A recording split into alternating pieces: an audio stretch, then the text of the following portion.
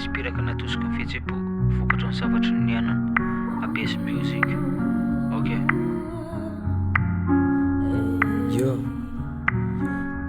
mandrosy miodina ny lera mbola maloto ny sera kotoana be ny lalako tsy voapasiky ny fera mahasalama ny rano ekeko mama ny fara nefa hatramin'izao mbola taraiky anaty labera io ohatra ny ako mifo maraina ny afarany nefa ny ambilany negazy rehefa miketrika de tafa misera amin'ny kilao nefa ny andohako rama mifoaza amin'izay fa aza miesona lasa tsy mety atao lesona manofony fampandrina ny adoha raha fesina izy matoy tsisy pentana indrisy ivelan'ny any tsy voatodotro tsony satria ivelan'ny tany atsy maloto ny teny fa matsio ny fanahy paradisa ny tanjona lavitry ny faya navoaka kompara efely zany pare boribory ny tanina mbola iovakare aza tsy fanadino ny lasa olatra izy ankehitriny fa omaly izy ratra sakotra no miteny satria adidy bokiseno ny fiainana misy mamy mangidy tsy mahita tory de mamaky encyclopédie apiarako ambony tasitara liriky approfondi nandaniko fotoana satria lalan'ny théorie tsy mahita tory de mamaky encyclopédie apiarako ambony tasitara liriky approfondi nandaniko fotoana satria lalan'ny théorie.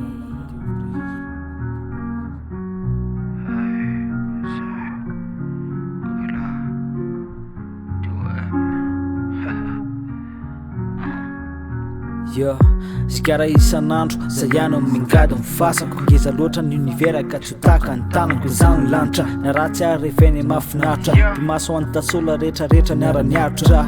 anatin'ny antsoentsy ny ambarako ny alaheloko fa tsoky rehetra anaty vera efa nateloko foky efa nakatoko penina natsatoko anaovako ny kasika teo ny ndrimana feniko tsy nanatenanao satria anao ny serany alaheloko androany mbola anapataperana oeto mokondoha tsy mba nanapataorana zatra nanderery tsy mba nisy ny ateerana alcool anaty vera ny any sisamba akamako efa lasan'olo-kafa le apisy mba ny akinako alohany andehanana izy iny de fanafarako mahita ny sofle atia elaela vo afindrako. Ok aloha ilatsaka amin'ny refrain am'le mety am'le mesure farana ohatra mety nofosisary isika ro iara-dalàna rehefa lasan'olo-kafe ity fonamako anakafindray mitady vaovao